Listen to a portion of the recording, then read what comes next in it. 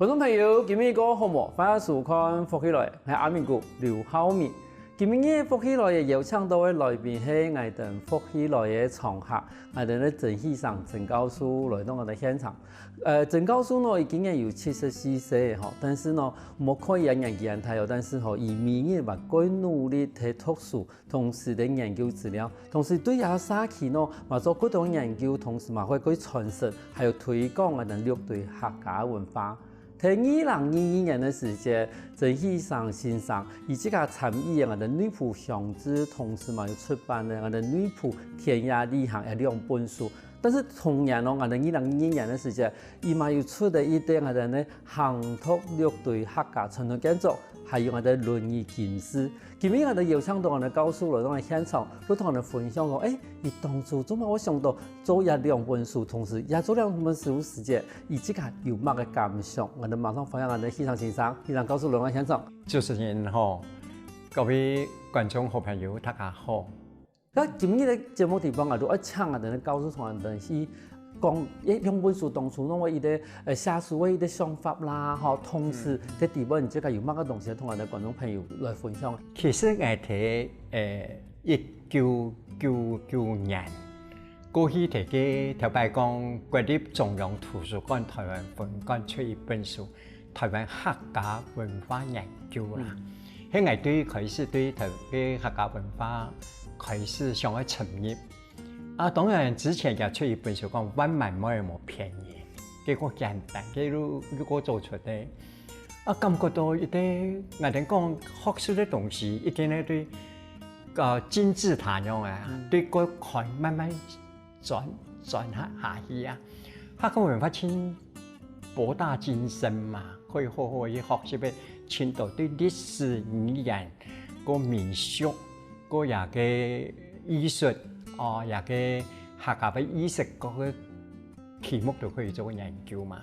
真係見感覺到嘅建築嗬，喺我哋研究看得到嘅。唔看到嘅建築都嗰種一本歷史書樣嘅，所以建築係唔會講話嘅歷史啊。我哋嚟學習一個客家文化，對一個建築嚟看嗬，係相當好嘅一件事情。上咗開始對一部分嚟做一啲比較切近因為個深入嘅一啲研究啦。因為頭先我哋教授有講到講建築係一啲唔會講話歷史嘛，因為建築到幾時當時，伊可能邀請到最好嘅工匠，無論工匠點樣留下來嘅技術，都團隊我哋建築全部留下來。佢就講我哋而家看到嗰度硅谷200-300年嘅建築地方，你可以看得到幾時節流行乜嘅，幾時節咧工匠嘅技術到哪，幾時節興樣嘅風格，都可以睇留下來嘅嗰度建築地方可以看得到。但是我而家先把我哋問題問到最簡單嘅部分，按樣我去分別。好咯，我哋講閩南同我哋客家嘅建築嘅特色。因為我哋客家人都比較個權謙，唔可以按法律乒乓啊。所以好多人做嘅不過貓，冇對一定咧。我哋講即個喺啲木匠嗰度做嘅都比較個華麗啦，個匠啊，個鬧啊。我哋客家人做嘅個樸實啊。譬如講，好多人嘅貓已經超嘅演藝超嘅清高，我哋客家人唔會。譬如我講，我哋屏東內部嘅天后宮，伊個屋脊啊個平，唔可以個演藝冇安囂啊！伊畫嘅地方嘅圖個權謙，個實在個色彩啦。其實我一出因為假設我哋講改舊以前嘅文化背景嚟講。北方嘅文學係詩經嘛，南方嘅楚辭嘛。詩經同楚辭都有幾大嘅差別嘅。我哋講從北方嘅詩經個寫實啊，個色彩個寫實。南方嘅楚辭伊個想象啲幾多呢？所以好多人嘅建築地方嘅想象幾多，伊加嘅東西色彩各方面就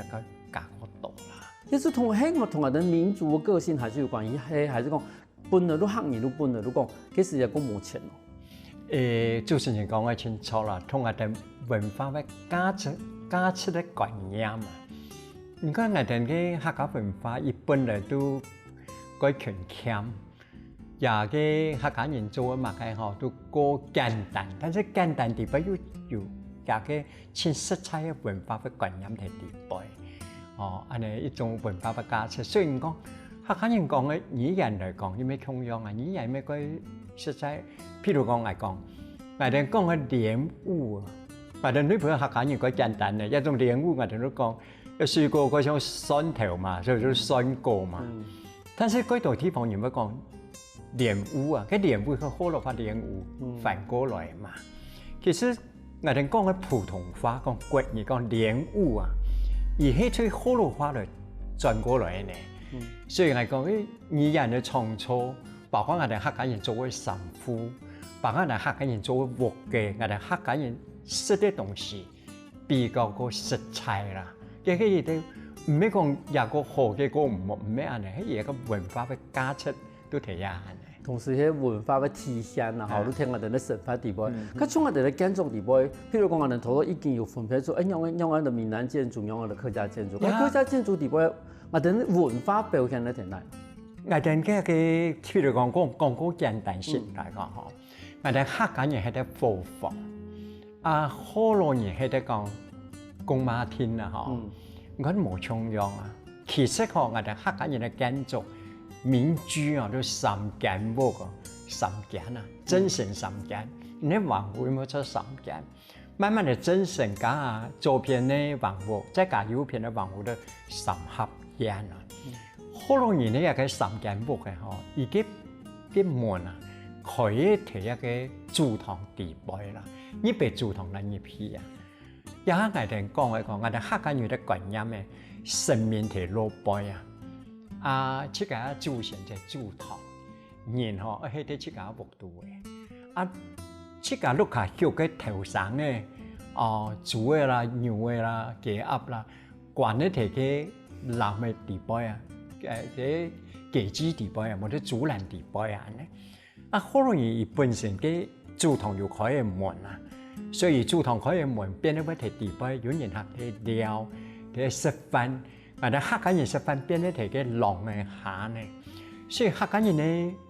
我哋平常喺啲貨房都冇嘅過水啊，所以嘅我哋講嘅橫幅同精神合作向下，睇人合作向下會產生一啲我哋講嘅狼嘅下，好容易冇嘅狼嘅下。啊，我哋客家人講主堂嚟講，我哋呢拜嘅天公啊，喺條和堂嘅宗祖先最落背呢。好多人咧係掛喺條門嘅燈行啦，講天公爐啊，我哋喺啲嘅和堂嘅最落背啦。客家人嘅活嘅鐵體鐵樹啊，要還有嘅土地良神啊。好多人冇嘅主堂嚟拜嘅土地良神，但是而每位對活嘅地位嚟拜我哋講地基主啊、鐵基主啊。其實我哋客家人拜嘅土地良神都等於好多人嘅鐵基主，而係我哋一個土地最早嘅祖先，我哋請感謝伊留一個土地，希望伊接到良神，土地嘅良神幫我哋庇佑我哋嘅落下美嘅人，所以都冇共樣啊。譬如講，全世界在客家人有嘅花台啊，好多人冇花台啊，好多人有靠山。後面去做一座山嘅主堂後面嘛，我哋客家人咧嘅建築嗰條後面做一啲花台咧，潤滑太氣呢，一啲人一啲客家人，我有嘅上氣啊，我哋講有上氣生生不息之氣啦。啊，生生不息來源在哪裡呢？來源喺哪呢？因為一個宇宙，我都講地球啊，有金木水火土五種元素啊，把這個五種元素來變我哋人康，所以嗰個人哦，有水木生火，火生土，土生金，金生水嘛。陸客人全部都係得到啊，所以我哋咧老祖先千重視風水，提一個主堂嘅後面會有花台，所以陸客人唔缺少乜嘅可以補足本。所以我哋客家人喺啲嘅播放嗬，主堂冇同我哋嘅好多人都冇同樣啊。观众朋友，头先我哋咧郑教授，佢推翻地位，都把我哋以前对我哋咧客家建筑嘅一啲想法，全部说明得幾清楚。喺到節目，我哋郑教授為嗰度好精彩嘅東西，我同人講休息下，我哋馬上過來。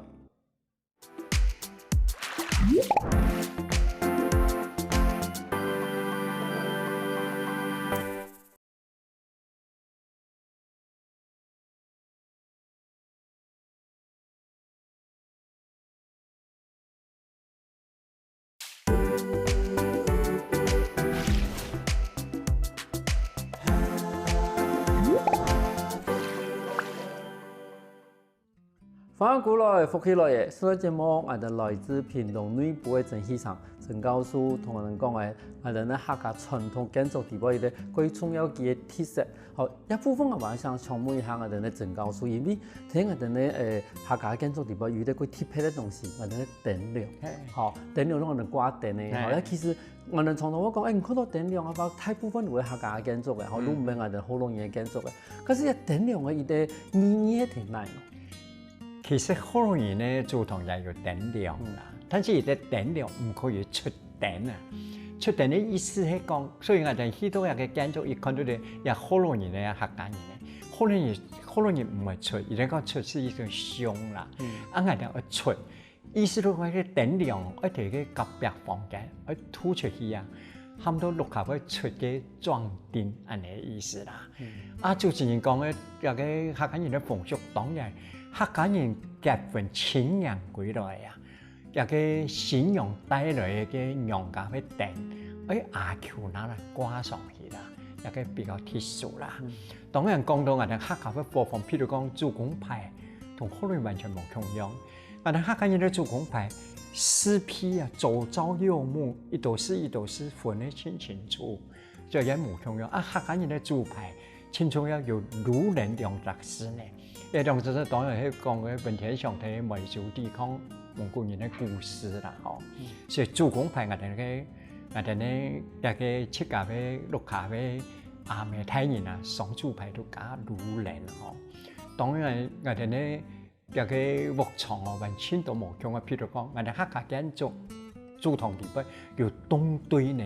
好多年前就看到。但係我哋東堆喺民間流行，嘅東堆有啥咩問題？第一啲，我嘅祖先對哪來？我一生人去做乜嘅？我希望我哋嘅後代去做乜嘅？所以我哋對一個六堆嘅貨房建築嘅東堆啊，可以研究出嚟我哋客家人嘅生命嘅最核心嘅價值係哪嘢？一個祖堂超有意思嘅。係，等於講我哋東堆地位真係說係我哋嘅祖先，好對我哋係對內來嘅，好同我哋子孫嚟講，同時嘛把另外一端，好另外東堆另外一端嚇，話係希望講係等於講我哋對我哋嘅子孫嘅一啲期許啦，嚇希望講我哋子孫變成領養嘅人，但是頭我哋呢鄭教授有講到講，譬如講我哋呢天公路，嚇喺擺喺田外面嘛，嚇唔好想。好容易把佢掉喺幾片，亦係咩同我哋咧客家人對三界嘅一啲觀念有關係咯。一啲將事做一件活嘅，而有嘅 idea 我哋觀念啊，呢個觀念我哋講，我哋客家傳統建築嘅觀念係乜嘅？即係人嘅身體嘅觀念，人嘅身體嘅精神啊，都係真嘅。做堂屋嘅精神啊，做神數都做片嘅房屋，有神數都有片嘅房屋，一個人嘅身體嘅觀念。我哋做嘅啲前陽後陰嘛，所以前面可以個發育蟲嘅，後面都當通風嘅冇蟲嘅，前陽後陰人生嘅觀念。天喺三界嘅講啊，我哋喺啲屋嘅地方有人有神有鬼，客家親好嘅和諧共處啊，亦都十幾個嘅觀念。所以唔看，我哋老輩會拜天公，地邊有祖先，亦可以歸來提出個祖先嘅安息。比如講祖堂嘛，嗰神聖嘅空間，人都喺啲地屋嘅地邊嘛，所以和諧共處。第三係風水嘅觀念咧，風水喺我哋客家建築嘅從事頭風水二屋床。3要积德，4要行山啦，5要读书啊。所以个风水嘅观念，听讲伊个花台木生火，火生土，土生金，金生水，因为迄个5行嘅观念嘛。因为中国古代嘅一啲风水嘅祖师爷杨公先师啊，因为我哋客家人嘅老祖先嘛。办到江西嘅专家也嘅江西派嘅风水，一种风水影响到我哋客家人嘅建筑清沉啦，风水嘅观念，当然风生水都同嘛，一啲好嘅环境。第四係嘅理法嘅观念，理法嘅观念，要人同人要批分啊，所以左邊嘅嗰個準咧，右邊嘅嗰個背嘛，左準右背嗰種觀念。太陽啥係耐嘅，西人又係耐嘅，有嘅分啦。唔好講碌下磨胎磨死啊你啊，咁都有啲輩分倫理嘅觀念啦，也係建築嘅三階觀一個觀念，一個理法觀念嘅人生風水等嘅觀念，建築嘅觀念。即係我哋咧教書人一說以後，我都發現到講，原來一條觀念唔單止係我哋平常會看到嘅嗰種我哋睇人啥要求嘅事情嚇，對於講，比如講對有準備嘅觀念啦，但是冇想到睇我哋建築地方，其實也是體現了這樣子一個觀念嘅一個展現。但是我入邊我想到講，因為頭先有講到嘅，其實我哋客家人對我哋咧天地人嚇有部分三界一啲想法，但係同時我哋嘛，地講我哋常常會講嘅人我哋其實。拜嘅神其實嗰原始，嚇拜嗰原始嘅田，嚇拜嗰原始嘅地。咁從我哋從來會看到嘅三國嘛，嚇以前同我講係客人嘅咩，但是其實佢嗱地個其實好多人客人同時要拜我哋嘅三國嘛。咁一部分咯，喺我哋六堆嚟講嘅話，三國冇聽我哋六堆有乜個特別嘅意思冇？民俗學界嚇，因為好多人拜王爺、媽祖個道啦。我而家講喺好多北宮以外啊，我哋客家人拜三國王同佢嘅羅先生啊，羅先生都神農大帝哦比較多啦。一般人咪講，三國王好多人咪拜，我講啊，因為客家人因為三國王嘅祖廟係廣東嘅節師啦，名山、金山、獨山嘛，係客家人嘅守護神啦。喺台灣有三國王嘅廟都有客家人啦。但是因為客家人可能離開啊，冇得份好多人變咗講好老話，都變咗份三國王喺拜嘛。所以譬如講我哋屏東縣有一啲三國王千古老嘅廟，而講喺昌盛宮有鋪下有9個鋪下，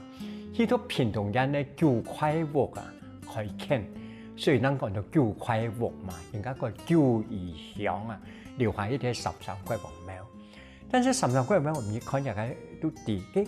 建築嘅色彩完全客家人個樸實啊！而對比如拜韓文宮呢，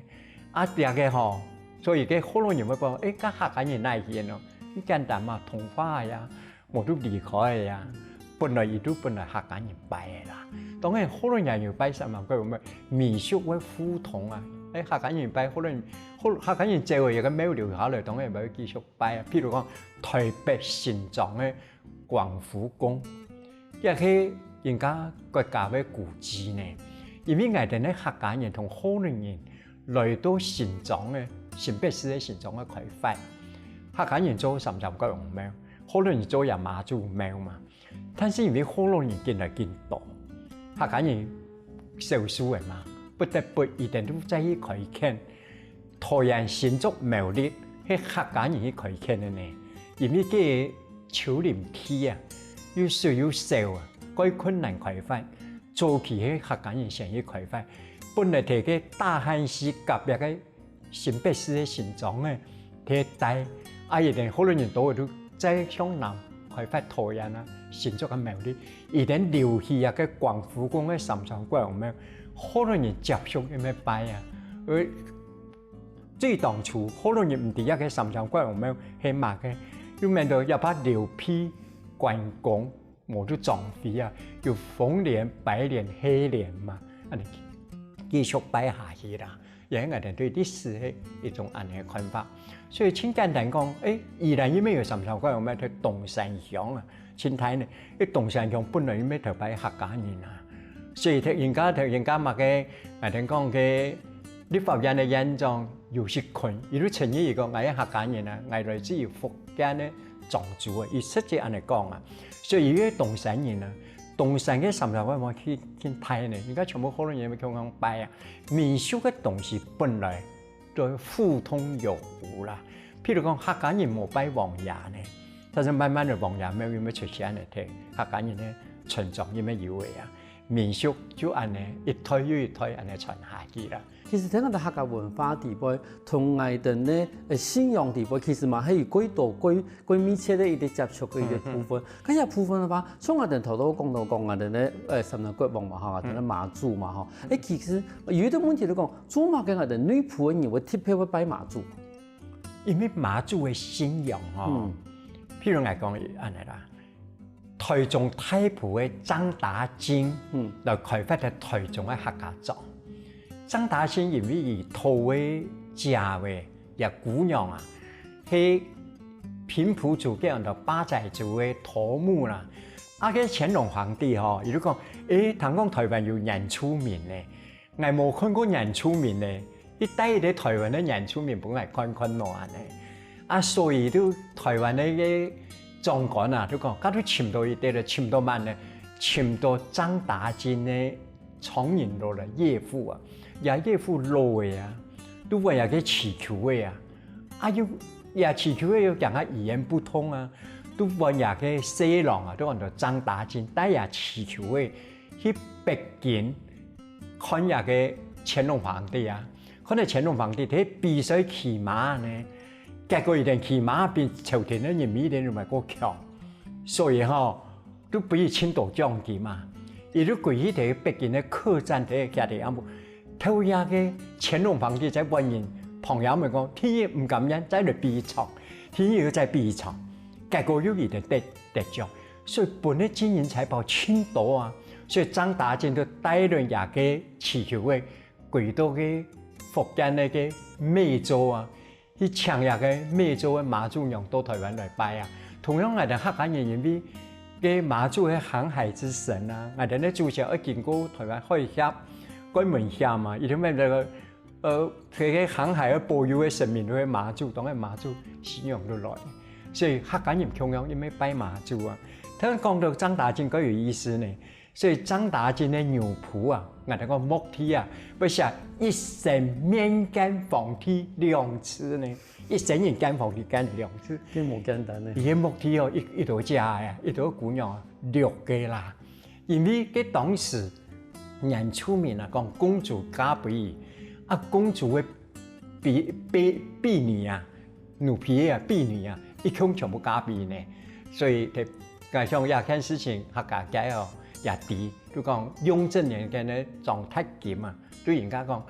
也個台中嘅客家人，所以人講嘅客家話就大埔腔啊，而家廣東太埔人啊。他下的呢，高叔也一團發的表，我都發現到哦，真的是高叔真是唔會忘哦。提講一件事情，馬都先同講一個我哋台中嘅事情，然後都如果講到講，我哋做乜嘅我哋屏東嘅行業會拜我哋嘅媽祖，休息下哦，等下我哋買嗰度國情菜故事。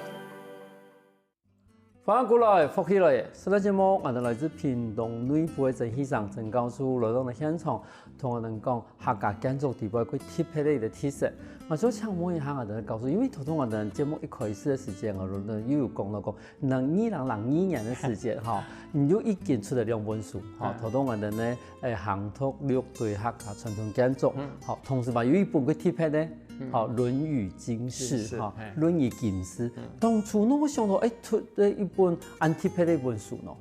因為喺9年嘅嗬，我哋國人完成咗一啲內埔鄉志嘛，啊出嚟嘅內埔鄉志同內埔田野地行，寫作業一定參考千多條白書嘛。摕青岛区的书搭嘅笔记底边看到一本《论语经释》啦，係21年前寫嘅，一出冇出版。咪幾項部我都從頭到尾再看，見看見喜歡，見看見出，我感覺到已經過完20年嘅時光，條擺時間咪可以寫出安尼嘅東西，真的用普通話講喜極而泣啊！面到傾向講一本書那出版，本他間人吼，尤其係問題學校教書嘅一個先生來看，我條擺用嚟教《論語》啦。我用嚟詮釋一個《論語》，所以用更加嘅成法嘅態度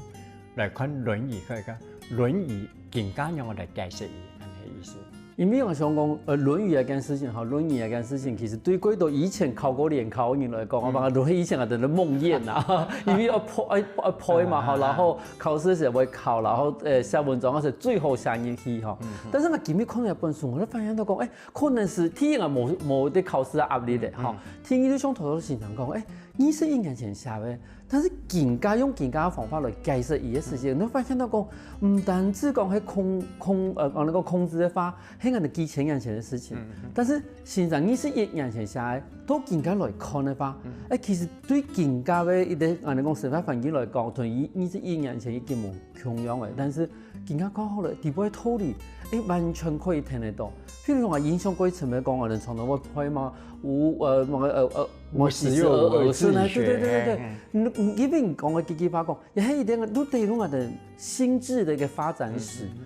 你講係呢行，我哋以前能配為是，唔係講其實真係如果講係人的一種生理的轉變，好，其實多年幾嘅時間，那真係都話心思嘛個問題呢，嚇，嘛個冇像人強時按會做嘅，從現場都會想到講因為以前的一種古老的想法，哈，一啲道理，用更加的一啲我哋講現在的理論啊，來去解釋這些事情。孔子72歲都往生啦，喺往生之前又講一句話，我15歲啊都立志去讀書啦，嗬。那咪我人家也超過70歲，在非常頭擺有樣15歲立志讀書啊。更加人應該在初3到高中1年生啦，就奠定了他的志向啊！你看，雖然我哋讀高中，高一讀佢哋都高二都分分鐘立就發展自家興趣嘅嘛，堅定自家讀書嘅勵志嘛。30而立啦，到30歲人講成家立業，其實孔子嘅意思講到30歲，我已經學習好嘅啦，因為我立志讀書，經過。又在15年了，都30歲啊！係啊，人家人咪同樣，唔太好變樣。啷一啲開始呢？一出譬如講人家讀去研究所都多30歲啊！當然如果人唔喺學校讀書，而且嘅社會上，喺社會上學習，喺社會上工作，因為一種讀書呢，按照社會大學呢，都30歲，而真實都學習到嘅。不過做乜嘅，也嘅各方面嘅條件。都已經熟嘅呀，成熟啦，熟嘅啦，嗬。到40歲都不惑呢，因為經過嗰度嘅人生嘅經驗，到40歲嗬都冇乜嘅疑惑嘅，乜嘅都漸事事都了解嘅。所以條班人嗬，細來啊，40歲那個留鬍子呢，這個40歲呢，所以條班人講40歲那個好，一定20歲治嘛，40歲那個好。40歲都冇疑惑，50歲都底下上天一幫係擘嘅，一幫係做擘嘅，知天命啊！50歲呢，所以人家人到50歲一底下係一樣係奉獻啲一個社會，做擘嘅國泰嘅事業。到50歲呢，60歲嗬都擘嘅到底嘅都義工堂都擘嘅底嘅60而順啦，70歲都從心所欲都不逾矩，做擘嘅都唔怕都去做。唔可以跌實人嘅，唔可以講超過規範。唔看孔子講有個晚年講有句話，即係我條白睇學校受嘅教育心理學、個體成長嘅背景，同樣嘅嘛，一定人生都安嘅，所以人生都經過經驗，慢慢嚟能啲人係安嘅。從頭再嚟看孔子也講嘅一句話，感覺到相當有意思。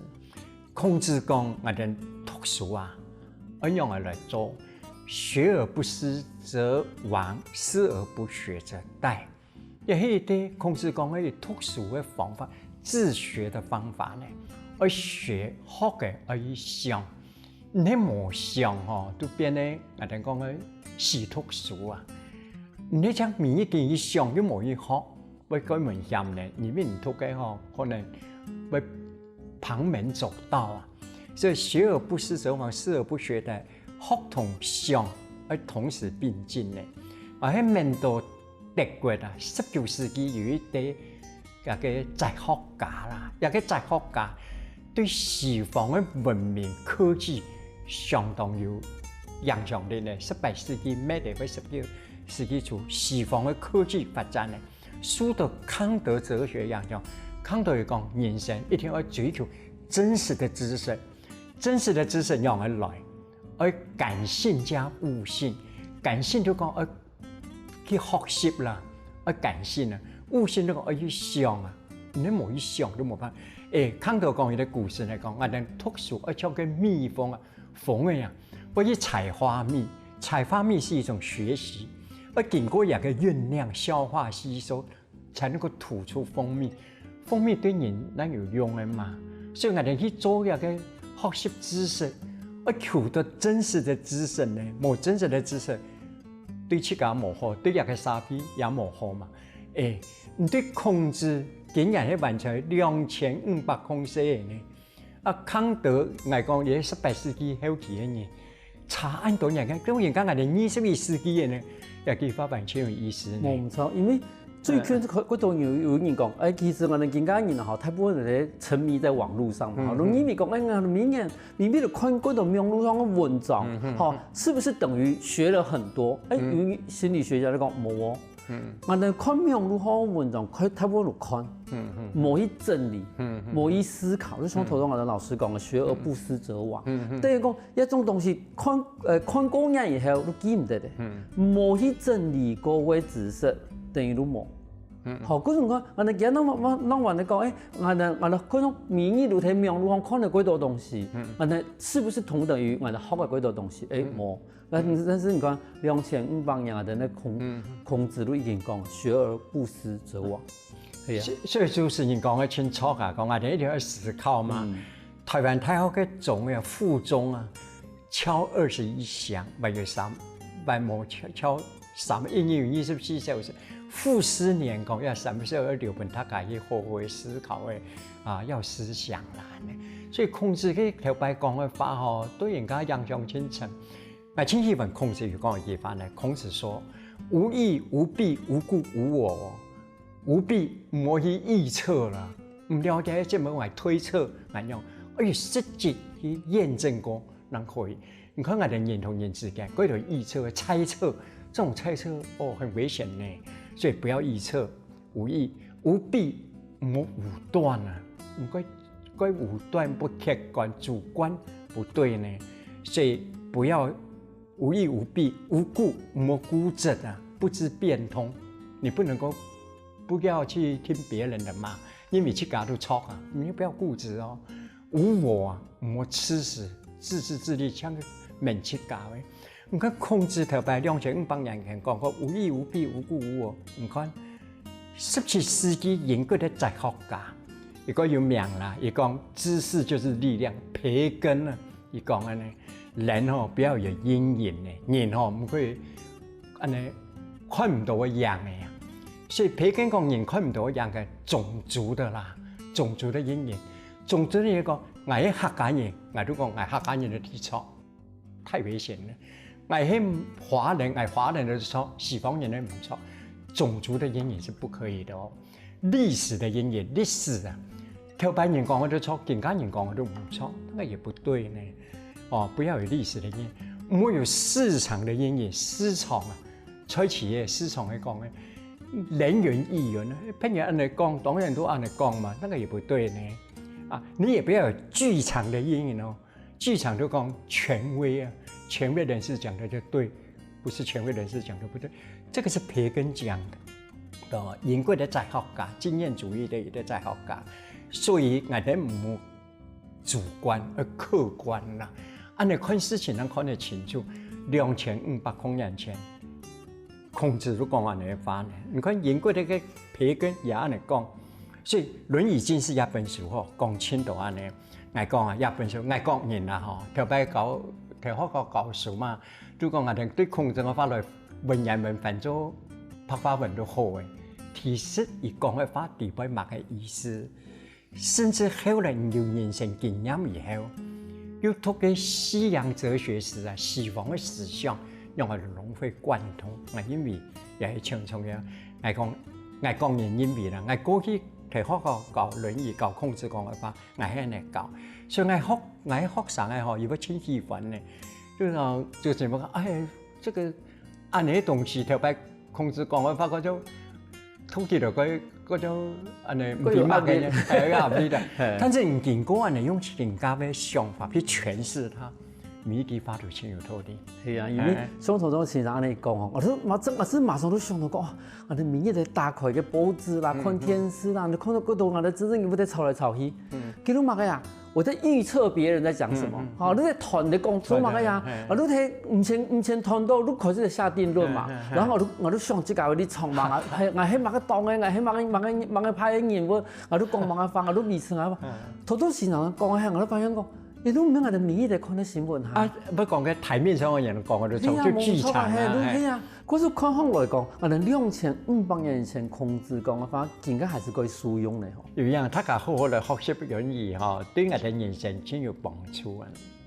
看今日節目，觀眾朋友我分享到講，唔單止講起我哋嘅客家建築，同時我哋嘅《論語》嚟講嘅話，對我哋整教書嚟講，亦都可以用一啲最親民還是最簡單嘅方法去幫我哋哋。今日各感謝我哋嘅整教書嘅現場同我分享安多一兩本書嘅故事。感謝主持人，也感謝各位觀眾好朋友，感謝安知識。休息下喎，大家聽我哋現場來傾下運動哦。我看福起來嘅觀眾朋友，記得去我哋面書網站，還有到我哋客家電視台 YouTube 把我哋影片分享出去哦。